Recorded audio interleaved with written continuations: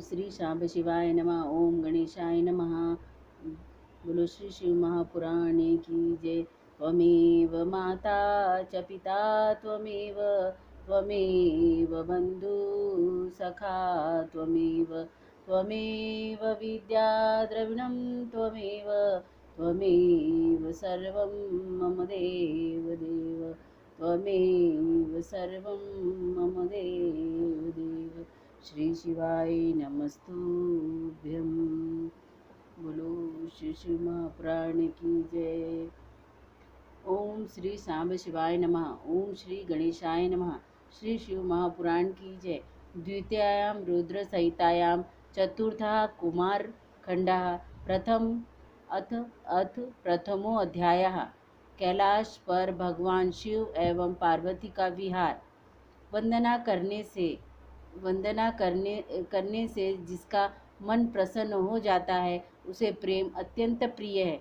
जो सबको प्रेम प्रदान करने वाले हैं, स्वयं पूर्ण हैं, दूसरों को अभिलाषा को भी पूर्ण करते हैं, संपूर्ण संसिद्ध ऐश्वर्य के एकमात्र स्थान है, स्वयं सत्य स्वरूप है, सत्यम है, जिसका सत्तात्मक ऐश्वर्य त्रिकालावधित है, जो सत्य प्रिय एवं सबको सत्य प्रदान करने वाले हैं। ब्रह्मा विष्णु जिसकी वंदना करते हैं और जो अपनी कृपा से ही विग्रह धारण करते हैं, ऐसे नित्य शिव की हम वंदना करते हैं। नारद जी बोले, हे ब्रह्मा, लोक कल्याणकारी शंकर ने पार्वती से विवाह करने के पश्चात कैलाश जाकर क्या किया, उस वृत्तांत को हमें सुनाइए। जिस पुत्र के निमित्त आत्माराम होते हुए भी उन्होंने पार्वती से विवाह किया, उस परमात्मा शिव को किस प्रकार पुत्र उत्पन्न हुआ। देवताओं का कल्याण करने वाले हे ब्राह्मण, तारकासुर का वध किस प्रकार हुआ, मेरे ऊपर कृपा कर यह सारी बात विस्तार से कहिए।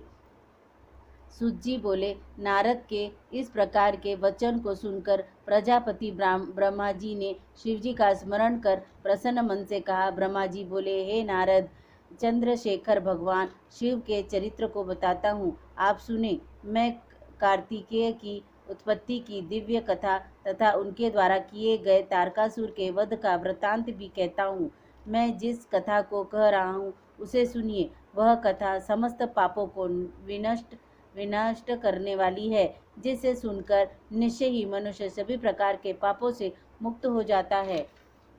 यह आख्यान पाप रहित गोपनीय परम अद्भुत पाप संताप को दूर करने वाला तथा सभी प्रकार के विघ्नों की विनष्ट करने वाला है। यह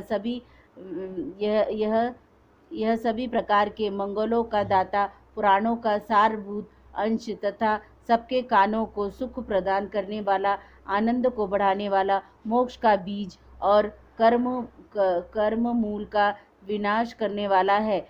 शिवजी शिवा के विवाह कर कैलाश पर आकर अत्यंत शोभित हुए और देवगणों के कार्य साधन का विचार करने लगे। उन्होंने तारकासुर के द्वारा दी गई अपने भक्तजनों को पीड़ित के विषय में भी विचार किया। इधर शिवजी जब कैलाश पर पहुँचे तब उनके गण प्रसन्न होकर उनको नाना विधि सुख प्रदान करने लगे। शिवजी के कैलाश पहुँचते ही महान उत्सव होने लगा। सब देवगण प्रसन्न मन होकर अपने अपने स्थान को चले गए। इसके बाद महादेव सदाशिव गिरिगण्या शिवा को साथ लेकर महादिव्य मनोहर एवं निर्जन स्थान पे चले गए। वहां उन्होंने रति को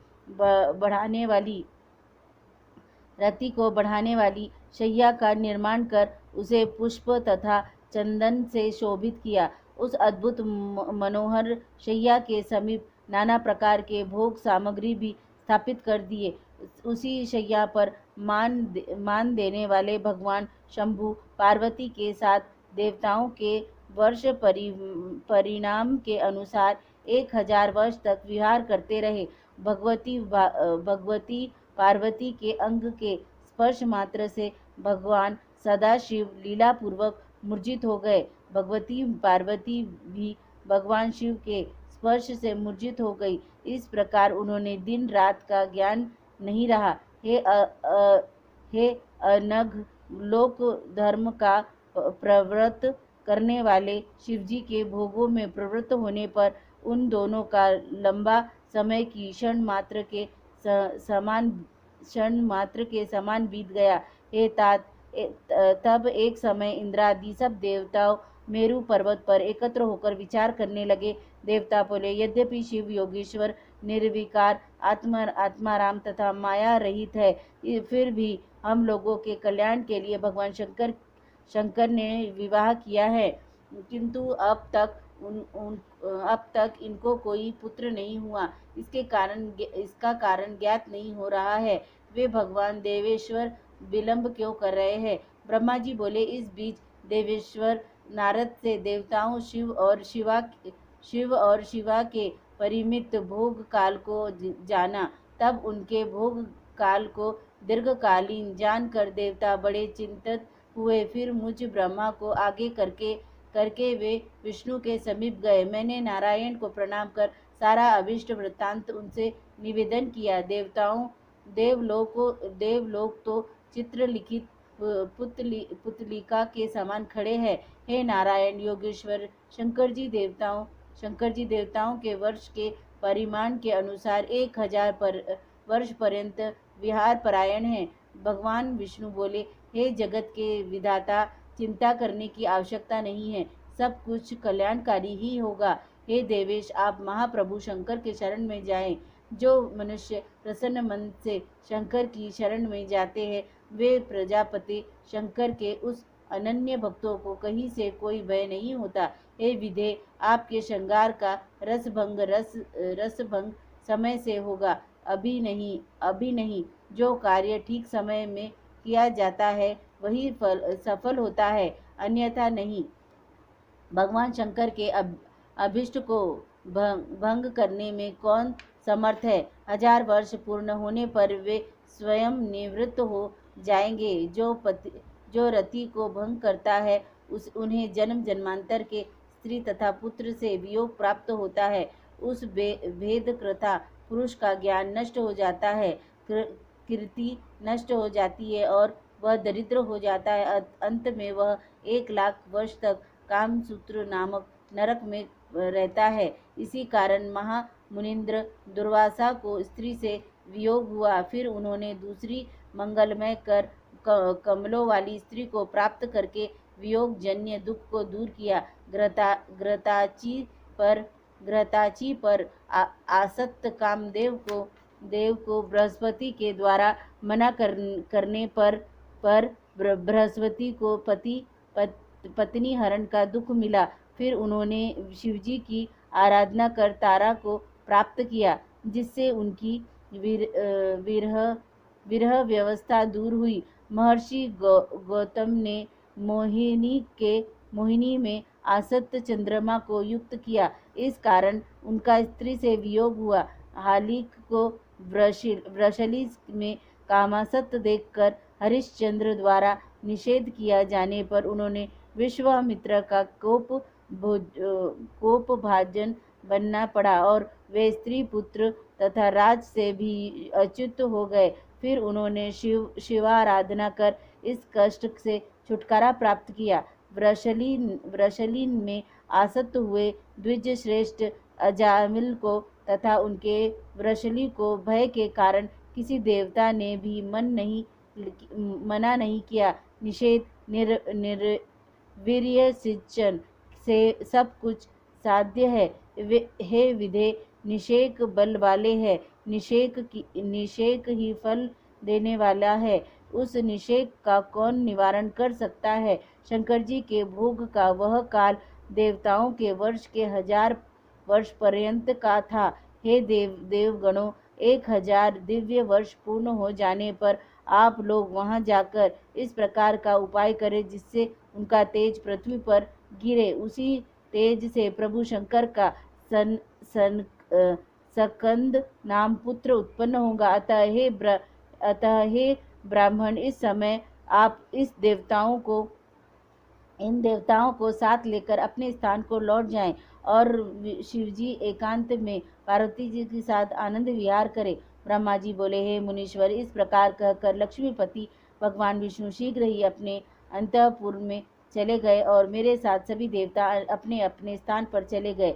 इस प्रकार बहुत दिनों तक शक्ति एवं शक्तिमान के विहार से भाराक्रांत यह पृथ्वी शेष एवं कच्छप के धारण करने पर भी कांप उठी।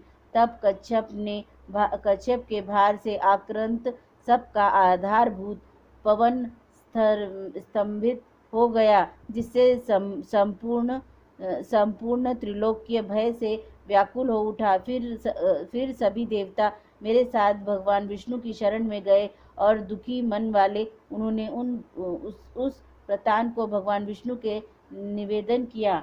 देवता बोले, हे देव, हे रमानाथ, हे सर्वरक्षक प्रभु, हम लोग भय से व्याकुलचित हो आपकी शरण में आए हुए हैं, आप हमारी रक्षा कीजिए। पता नहीं किस कारण से तीनों लोकों में प्राणभूत वायुदेव स्तंभित हो चले हैं तथा मुनि एवं देव गणों के सहित सारा चराचर त्रिलोक व्याकुल हो गया है।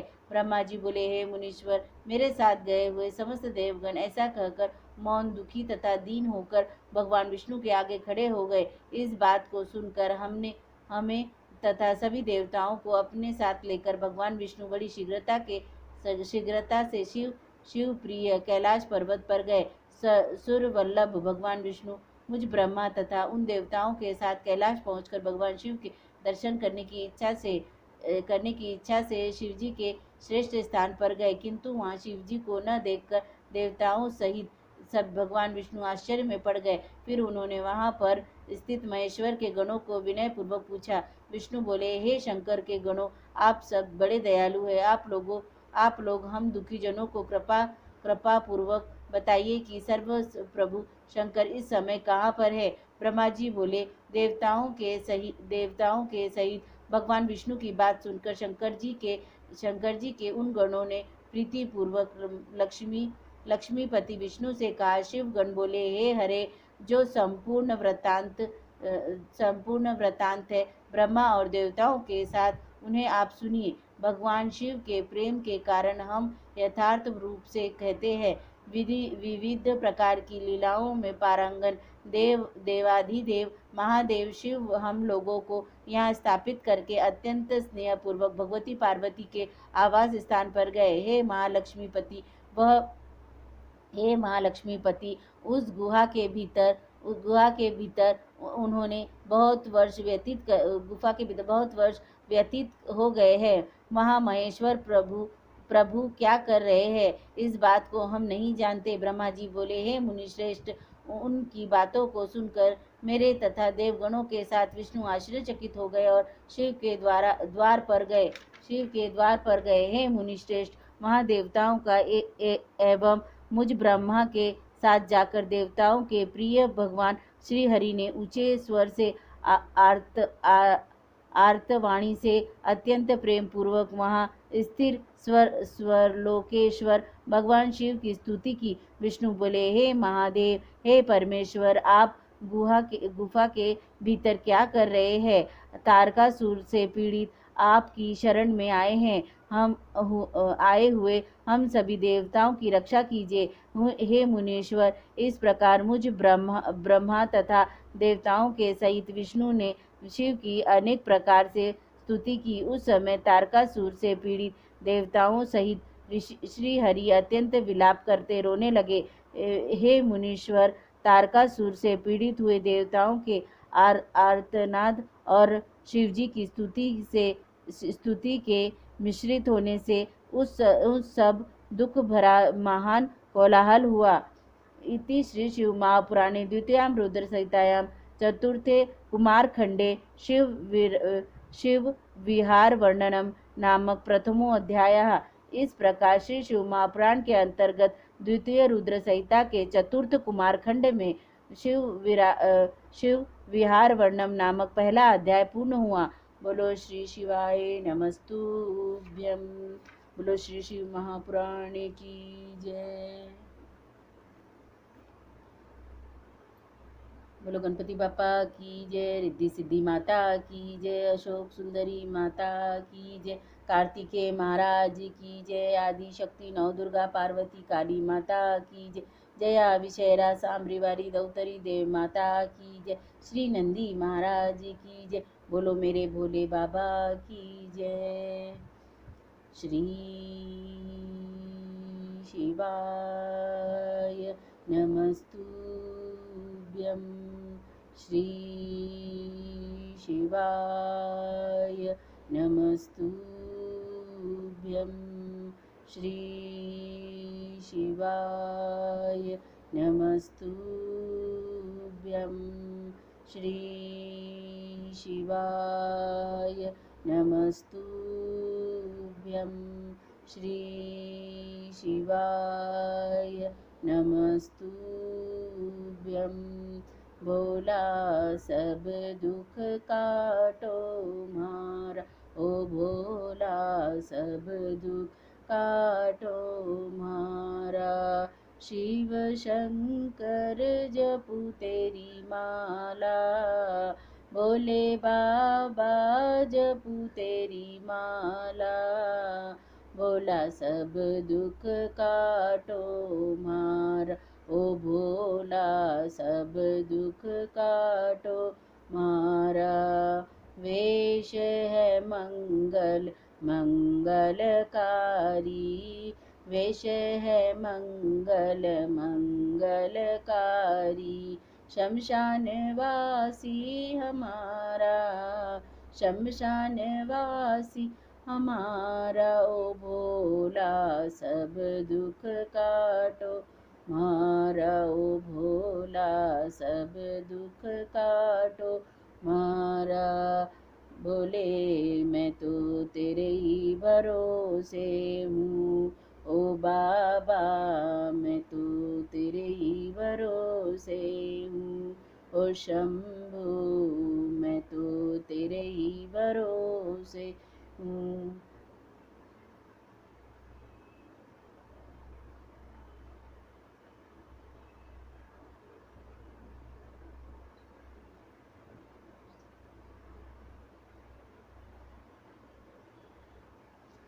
ओम नमः पार्वती पते, हर हर महादेव है, हर हर महादेव है, हर हर महादेव। शिव शंभु जय, श्री महाकाल बाबा की जय, काशी विश्वनाथ भगवान की जय, कुबरेश्वर महादेव की जय। बोलो 12 ज्योतिर्लिंग वाले बाबा की जय, माँ और बाबा की जय। शंभु सब तेरे भरोसे, श्री शिवाय नमस्तुभ्यम।